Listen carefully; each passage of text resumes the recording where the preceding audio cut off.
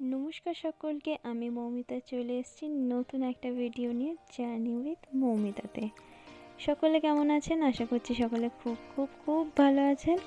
অনেক দিন পরে লেট করে ভিডিওটা আনলাম, তার জন্য so so so so sorry.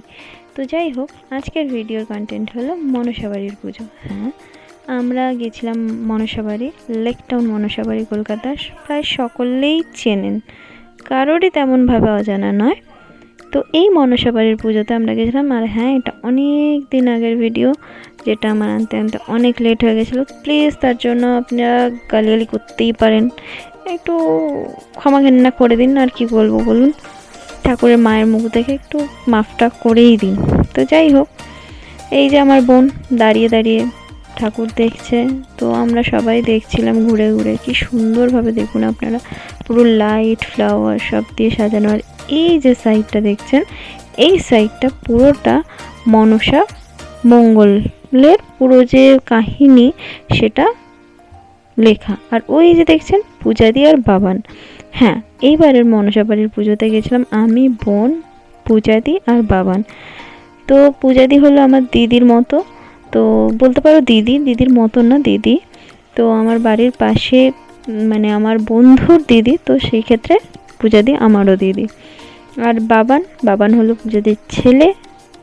তো বাবান আমার কাছে একসময় ড্রয়িং শিখতো। তো এই হলো আপাতত এখনকার পরিচয় পর্ব। তো দেখতেই পাচ্ছেন মায়ের মুখটা এত মিষ্টি, এত সুন্দর। ওদিকে মনসা মা যে ছিলেন, মনসা মায়ের মূর্তি, আর এটা মেবি অন্নপূর্ণা দেবী। তো অনেক ঠাকুর, আর পুরো জায়গাটা এত সুন্দর বড়, বেলুন দিয়ে কি সুন্দর সাজিয়ে রেখেছে।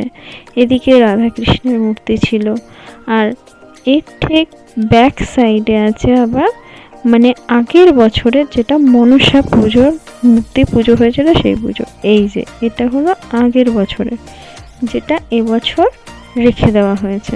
আগের বছর মেবি হয়তো 3 বছর করে পুজো করে তারপরে রেখে দেওয়া হয়, বা কিছু অনেকের নিয়ম থাকে, তো আমি ঠিক বলতে পারবো না সেটা।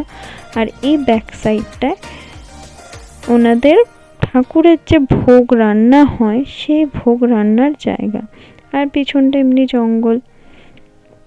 তো খুবই সুন্দর, মানে ভীষণ সুন্দর। তারপরে তো এখানকার অ্যারেঞ্জমেন্ট, তো সবাই ওখানে বসে মনসাবাড়ির যে মেম্বাররা তারা বসে গল্প করছিলেন।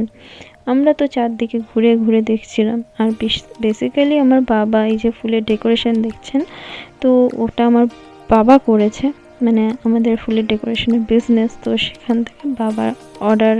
বাবা এই মনসাবাড়ির পুজো করে, মানে কাজ করে, তো সেখানে বাবা এবছরও সাজিয়েছে।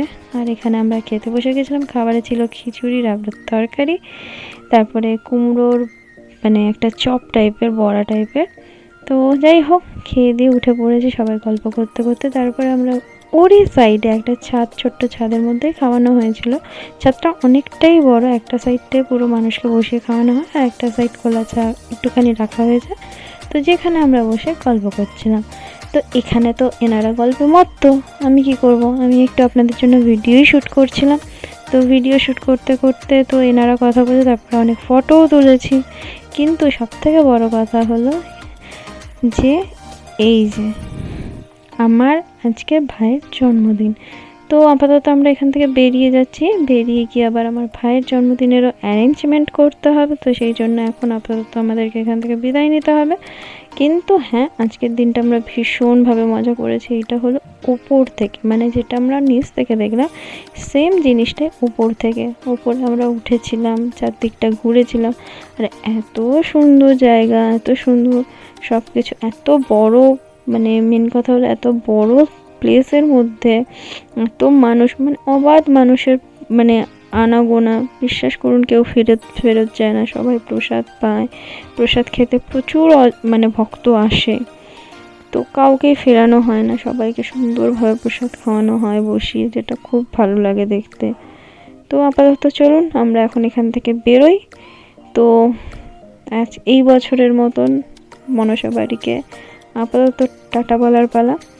তো এই যে অনেক সুন্দরভাবে সাজিয়েছিল, সেটাই আমি দেখছিলাম। এটা হলো একদম ফ্রন্টের সাইড। শ্রী শ্রী মনসা মন্দির। এটা মেবি 1373 খ্রিস্টাব্দে এটা প্রতিষ্ঠিত, মানে অনেক পুরনো। তো যাই হোক, চলুন আপাতত আমরা হাঁটা মারি।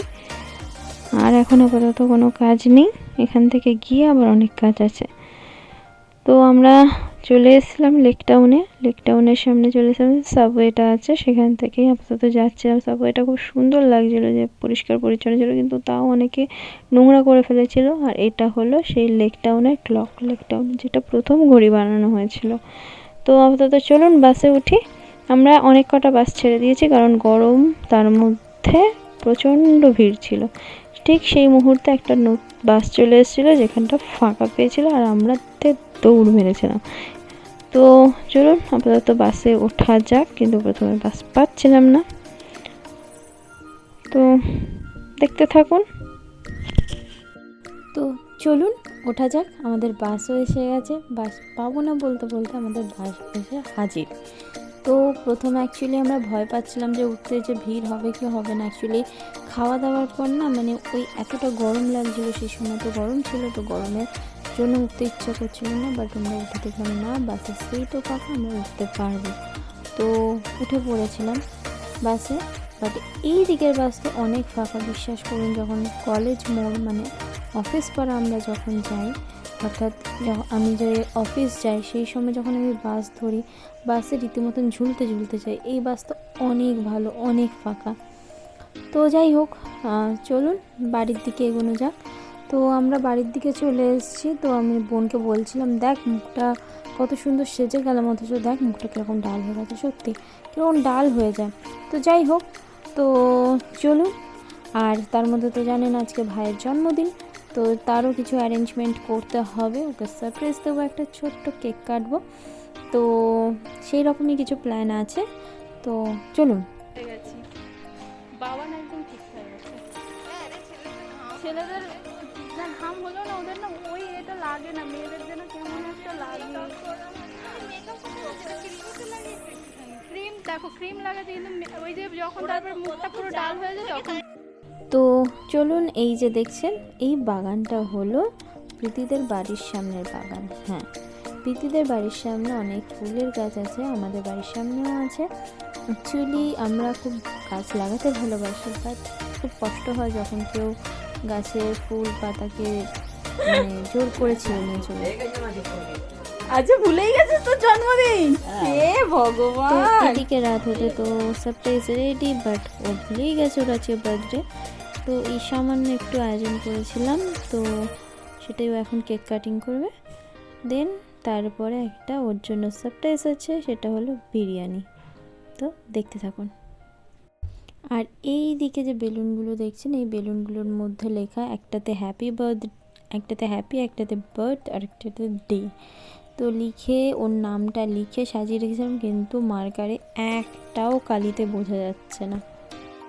এই যে দেখুন লিখেছি, দেখতে পাচ্ছেন, কিন্তু একটাও কালি বোঝা যাচ্ছে না। তো কিছু করার নেই, ভাইকে বলে দিচ্ছিলাম যে এখানে লিখেছিলাম, বাট বোঝা যাচ্ছে না।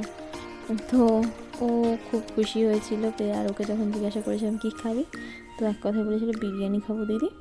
তো ওর জন্য বিরিয়ানি বানিয়েছিলাম। তো দেখতে থাকুন, এইভাবেই দিনটা সেলিব্রেট করেছিলাম। যদি ভালো লেগে থাকে অবশ্যই like, comment, share and subscribe করবে, পাশে থাকবে। ধন্যবাদ, টাটা, দেখা হবে নতুন একটা ভিডিওতে, journey with Moumita. Happy birthday to you, happy birthday dear ভাই, হ্যাপি বার্থডে টু ইউ।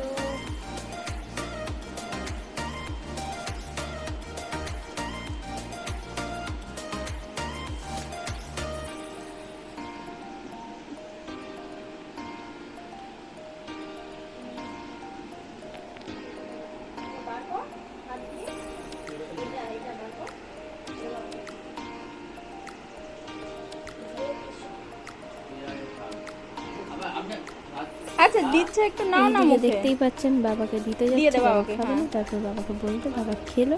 বাবা অ্যাকচুয়ালি বলেছে কারোর মুখেরটা খেও না, কার কি আছে তো বলা যায় না, তার জন্য। আর এদিকে একটু ঘরটা অগোছানো আছে দেখতেই পাচ্ছেন, কিন্তু একটু অ্যাভয়েড করে যান, বুঝতেই পারছেন। কিন্তু এই মানে এই শ্যুটগুলো কাটতে ইচ্ছা করলো না, এডিট করতে ইচ্ছা করলো না, এই কারণে যে এইগুলোই স্মৃতি হয়ে থেকে যাবে।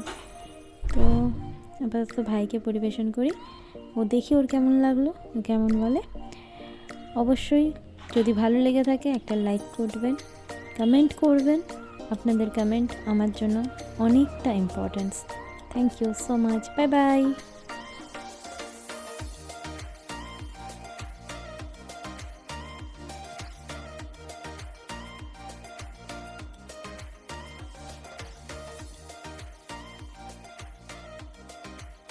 মানে এত মুখ বড়। আর এই হাতি ভালো হয়েছে?